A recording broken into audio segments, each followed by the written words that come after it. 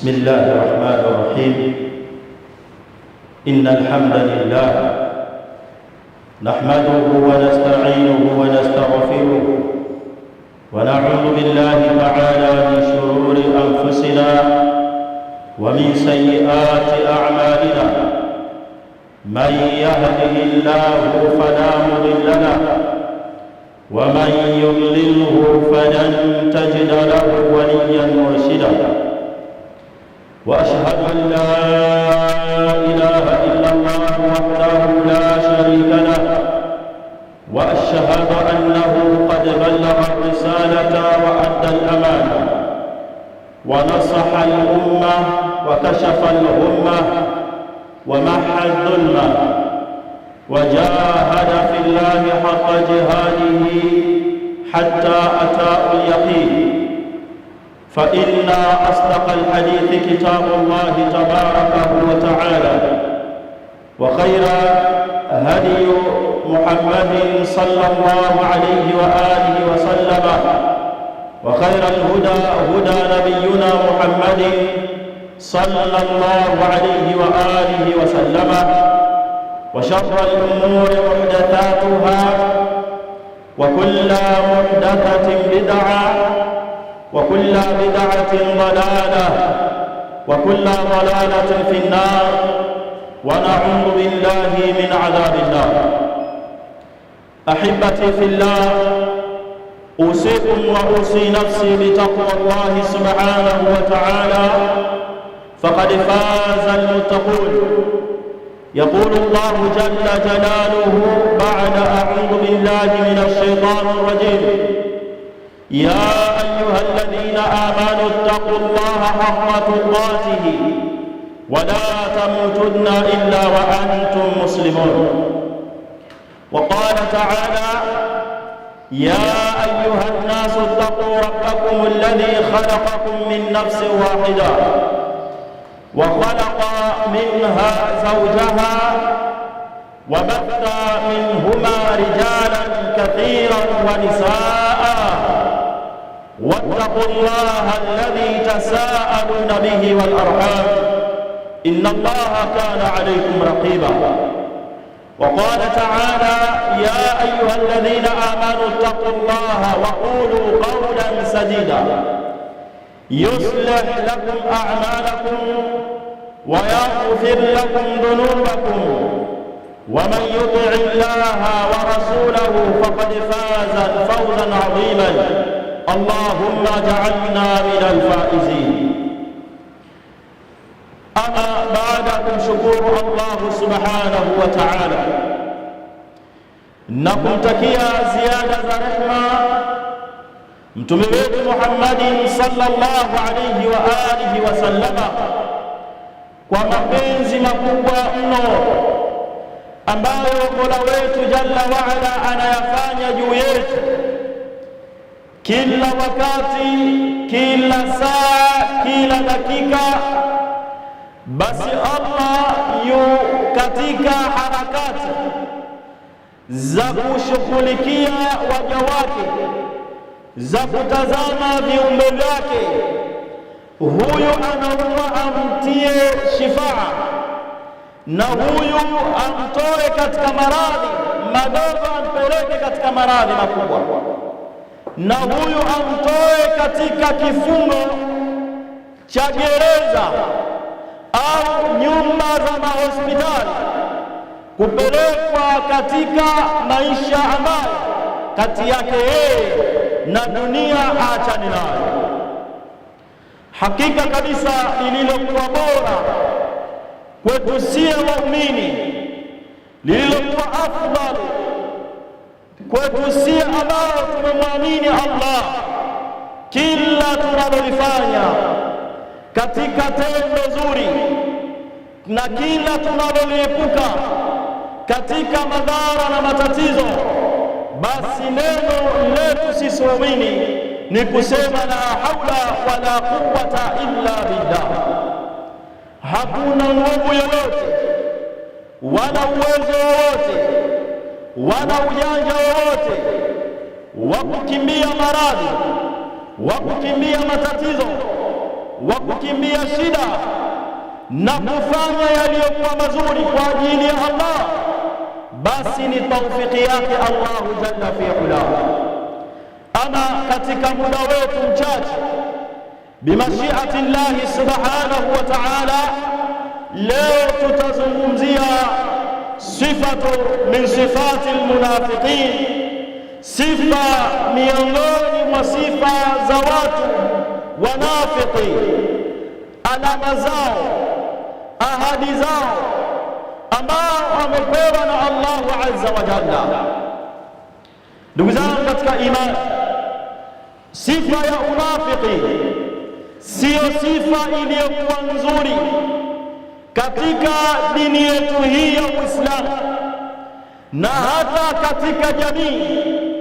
Anaposifika mtu kwa kuambiwa ni mnafiki, basi watu hushtuka kwa uzito wa neno hili. Pengine uzito wa neno hili hawalijui au wamechukulia mazoea ya ile tabia ya unafiki. Lakini unafiki au maana ya unafiki ni kuficha, ukafiri na kudhihirisha Uislamu au imani.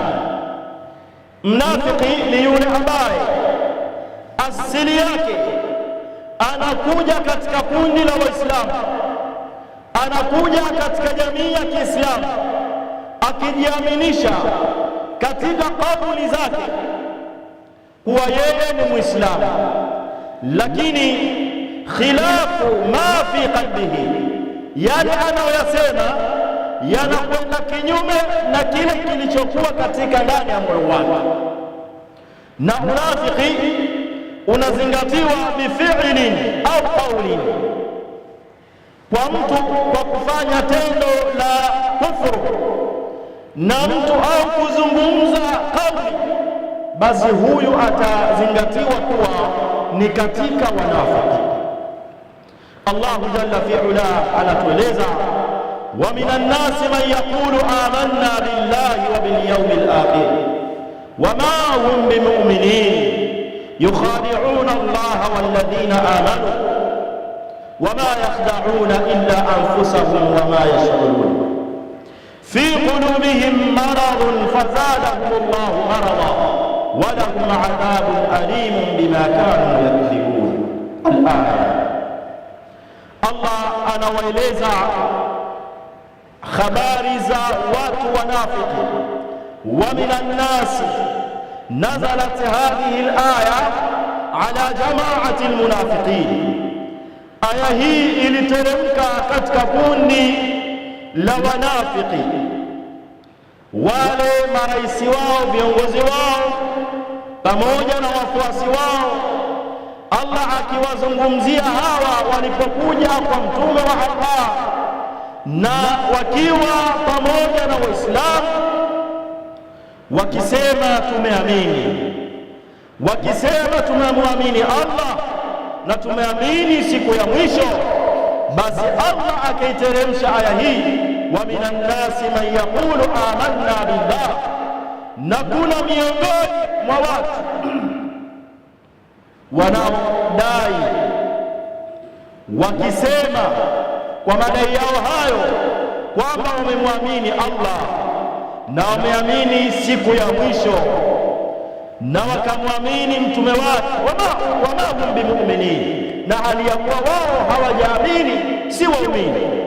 Yukhadi'una Allah walladhina amanu, wakisema kauli zao hizo kwamba kumdanganya Allah na wale ambao wameamini imani ya sawasawa, na wala hawamdanganyi yoyote katika madai yao hayo isipokuwa nafsi zao wenyewe. Hii ni sifa mbaya, ni sifa ambayo haitakikani kwetu sisi, haitakikani kwa Muislamu kujipamba na sifa hii, kujipamba na utaratibu huu. Na hawa sifa yao wakielezwa kwamba msifanye ufisadi katika ardhi, msifanye maharibifu katika jamii, basi husema wao hawaharibu bali wanatengeneza, bali wanaweka mambo sawa, hali ya kuwa jamii wanaiharibu, hali ya kuwa jamii wanaivuruga. Namwomba Allah atupe mazingatio. Barakallahu li wa lakum bil Qur'an al azim wa nafani wa iyyakum bil ayati wal dhikr al hakim. aqulu qawli hadha wa astaghfirullah li wa lakum wa li jami'il muslimina wal muslimat fastaghfiruhu innahu huwal ghafurur rahim wa huwal barrul karim.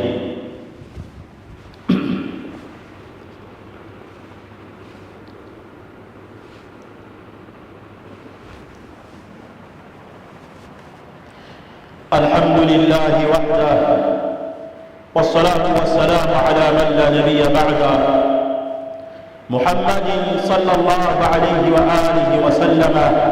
أما بعد، ndugu zangu katika imani, tukiwa tunaendelea katika kuhusiana juu ya swala zima ya kumcha Allahu azza wa jalla, katika khutba ya pili maudhui yetu ikizungumzia sifa za wanafiki. Ndugu zangu, Allah subhanahu wa ta'ala ametuletea kwetu sie mtume ambaye kwetu ndiyo maisha, ili tupate mafanikio fi dunia wal akhirah, tupate saadata fi dunia wal akhirah. Basi hakuna budi kila mmoja wetu afate utaratibu ambao umeelekezwa na Qur'ani na Sunna. Katika hadithi anayesimulia Abu Hurairah radhiyallahu anhu قال رسول الله صلى الله عليه وآله وسلم آية المنافق ثلاثة. alama za mtu mnafiki kwanza ziko tatu. Anazungumzia alama za kumtambua mtu ana dalili ya unafiki, mtu ana yale mambo ya kinyume na Uislamu. Mtume anasema thalatha, haya mambo matatu: idha hadatha kadhaba, wa idha wa'ada akhlafa, wa idha tumina khana, au kama qala alayhi salatu wassalam. Mtume wa Allah anaeleza kuieleza jamii ya Kiislamu kwamba alama za mtu mnafiki ziko tatu.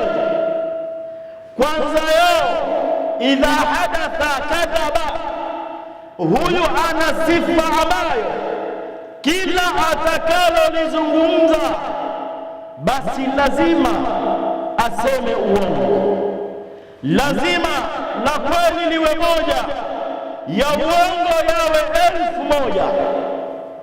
Sifa za mtu huyu mwenye kuyafanya haya, mwenye kuishi na utaratibu huu, basi wallahi amepata hasara iliyokuwa kubwa kabisa. Na sifa nyingine, wa idha wa'ada akhlafa, na anapoahidi ahadi yoyote basi lazima atakwenda kinyume na ahadi yake hiyo, lazima atakwenda tofauti na kauli yake hiyo ya kuahidi, kwa sababu amevaa joho la watu wanafiki. Na pia anapoaminiwa basi huyu anafanya khiana. Wangapi tunaaminiwa katika biashara, katika miamala mbalimbali ya kijamii? Pengine umeaminiwa, Allah amekunyanyua, amekupa kipato, na umeaminiwa na masikini kakuletea mtoto wake wa kike kwa neno la mfanyakazi. Amekuletea binti yake kwamba wewe umehangaika, ishtighali zako ni nyingi, unahitaji mtu wa nyumbani kukusaidia, akae na mwanao, akae na familia yako. Wewe kazi ni nyingi, lakini mdada wa kazi huyo baada ya wewe kuletewa ukamfanyia khiana baba yake au yeye mwenyewe, ukamhitaji kwa kumwingilia, iwe kwa njia ambayo ni halalan, ambayo ni ya sawasawa, au kwa njia ambayo ni ya nyuma, ukamwingilia. Hii ni khiana iliyokuwa wazi. Kwa haya, kwa sababu ana pesa, kwa sababu ana mali, basi anafanya haya eti kwa sababu yeye amemmiliki kwa ile 50,000 anayompa kila mwisho wa mwezi. Hii ni khiana ambayo siku ya Kiyama utakuja ulie na pesa zako na wadhifa wako utapotea, kwa sababu ulifanya khiana duniani, na ni sifa miongoni mwa sifa za wanafiki. Allah subhanahu wa ta'ala yaqul laqad batagha alfitnata min qabl wa qallabu laka al-umura hatta jaa al-haqq wa dhahara amru Allah wa minhum man yaqulu dhan li wa la taftinni ala fil fitnati saqatu wa inna jahannama la muhitatun bil kafirin وإن تصبك حسنة تسؤهم وإن تصبك مصيبة يقولوا قد أخذنا أمرنا من قبل ويتولوا وهم فرحون قل لن يصيبنا إلا ما كتب الله لنا هو مولانا وعلى الله فليتوكل المؤمنون. Ebu itazame sifa za watu wanafiki. Allah anasema laqad bataghaw alfitnata min qablu wa qallabu laka al-umura. Na wallahi wa Muhammad pamoja na jamaa zako hawa walitaka kumitieni katika mitihani. Aya hii imeteremka katika vita vya Tabuk. Katika jamaatu min almunafiqina walipoleta madai yao kwamba wao hawawezi kwenda kupigana vita, hawa walitaka sifa moja, kumwingiza mtume wa Allah katika matatizo. Waqallabu laka al-umura, na wakakupindulia majambo, wakakugeuzia mambo katika mambo ya kidunia, katika mambo ya dini, wakaingiza katika kupindua, lengo wakutatize. Hatta jaa al-haqq wa dhahara amrullah, mpaka ilipothibiti haki na ukaja ushindi kutoka kwa Allah. Wa hum karihun, na wao wakiwa wanachukia jambo hilo la Uislamu kwenda mbele. Wa minhum, natambua ewe Muhammad pamoja na jamaa zako, man yaqulu dhalli wa la taftinni, kuna ambao wanakuja kwako wewe uwape ruhusa kwamba wasiende katika kupigana vita na watu wa Rum, wala taftinni, wakijiona kuwa ni wema, kwamba ya Rasulullah, nipe ruhusa mimi nibaki nyumbani nisiende kupigana vita, kwa sababu wakaleta hoja zao kwamba kule kuna wanawake wa Kirumi ni wazuri, mimi nitafitinika nao. Ala fil fitnati saqatu, kwamba tambueni, waambie hao wanafiki kwamba hakika katika fitna wameshafisha ingia. Wa inna jahannama la muhitatun bil kafirin, na hakika adhabu na makemeo makali na adhabu kali itawafika watu waovu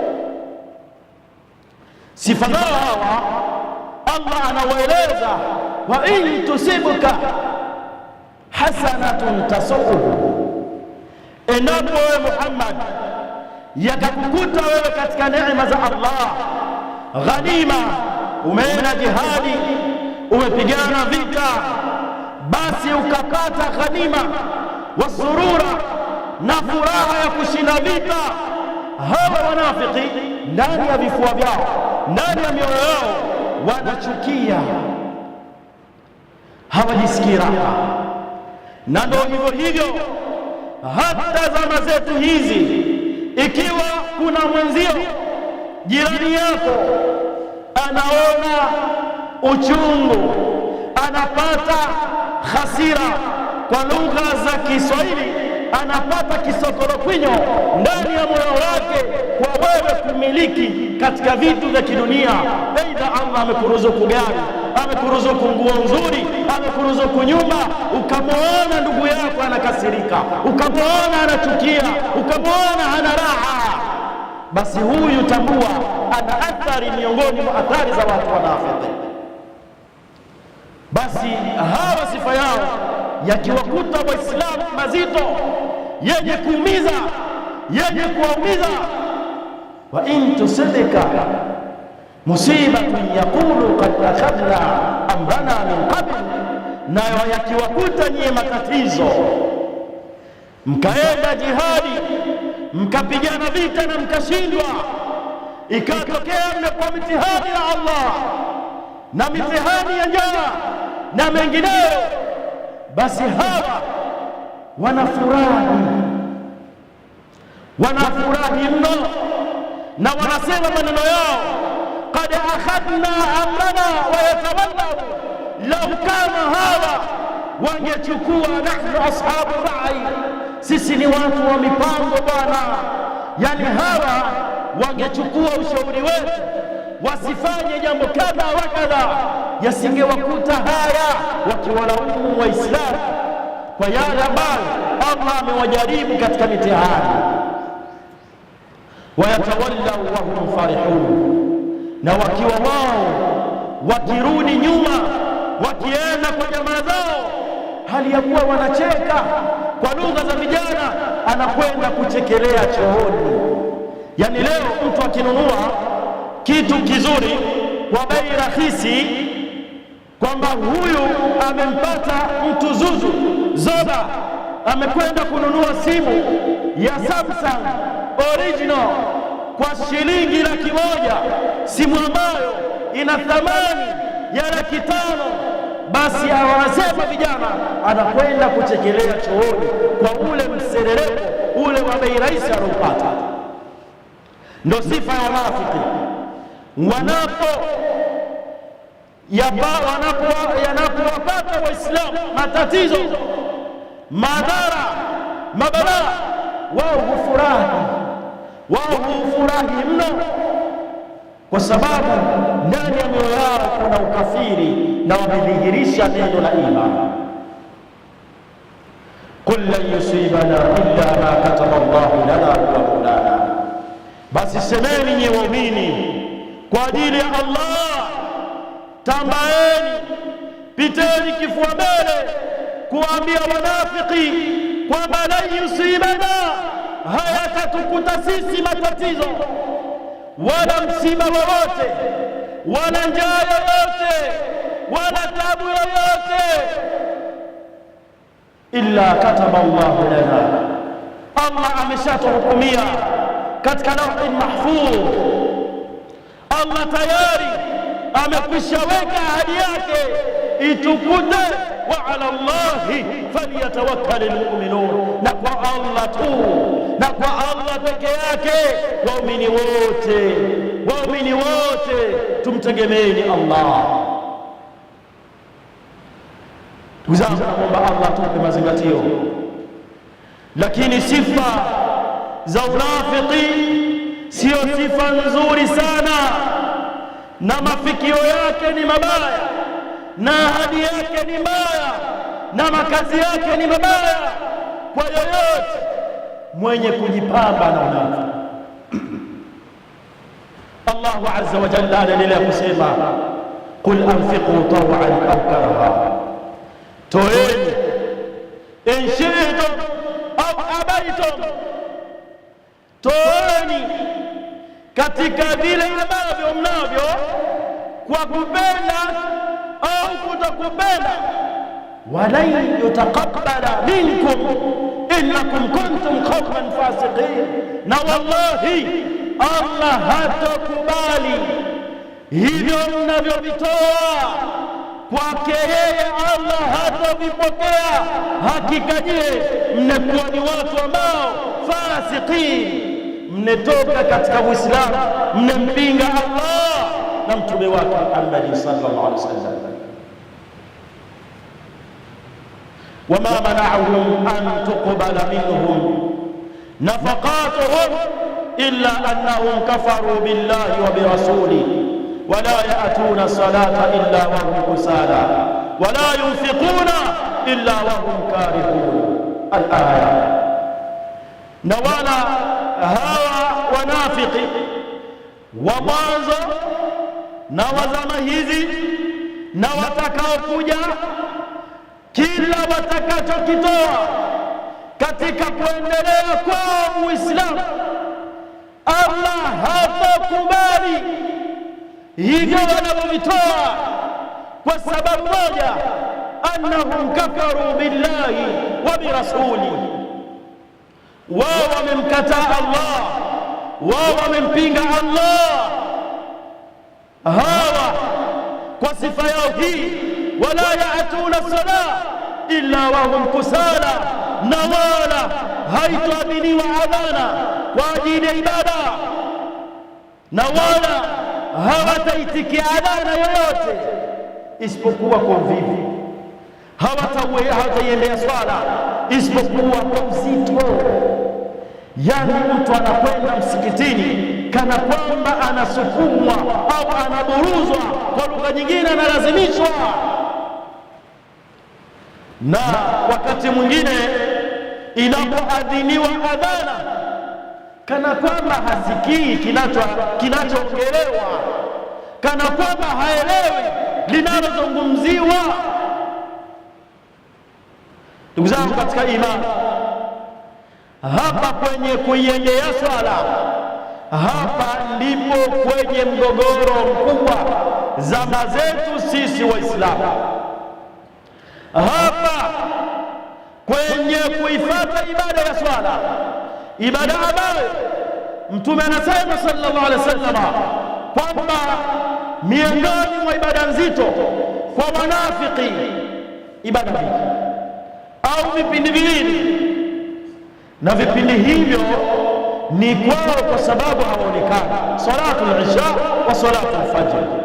Katika zama hizo ilikuwa kwamba wakati wa giza mnafiki haonekani, kwamba yule bwana na joho lake anakwenda kuswali, kwamba wakati huo haendi msikitini, inakuwa swala yake hiyo ni nzito mno.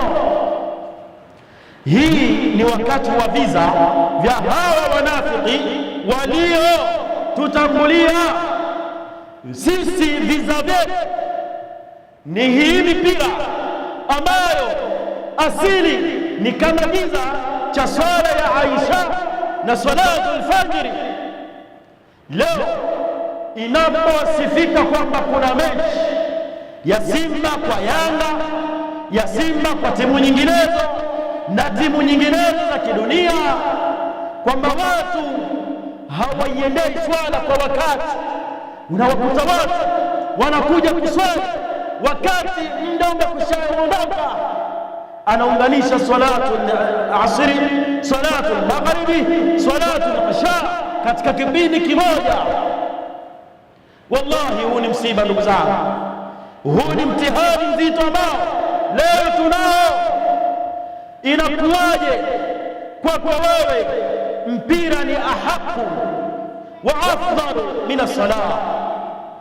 Leo ukisikia kuna uchambuzi wa mechi kuanza, unaanza saa 9:30, wewe wallahi utaaga kazini, utatoa dharura zote, uwahi ukaanze kuchambuliwa akili yako. Pale hakuchambuliwi mpira, inakwenda kuchambuliwa akili yako, ichambuliwe dhikri ya Allah ikae pembeni, utaji wa Allah wewe pembeni, mapenzi ya Allah yawe pembeni, uwepo kumpenda mtume wa pembeni, alafu unaingiziwa dunia, alafu unaingiziwa yale mambo yao. Kisha inaposimamishwa swala, wewe unata habari, ukijifariji utakwenda kulipa. Ndugu zangu katika imani, nasallallahu, tumemsahau Allah, istahwadha alaihim shaitan. Sisi pamoja na wengineo, shaitani ametufunika na shuka lake, shuka la kutokumwona Allah. Faansahum dhikra Allah, na tukamsahau Allah na kumtaja Allah na kumkumbuka Allah kwa yale tulionayo katika vifua vyetu.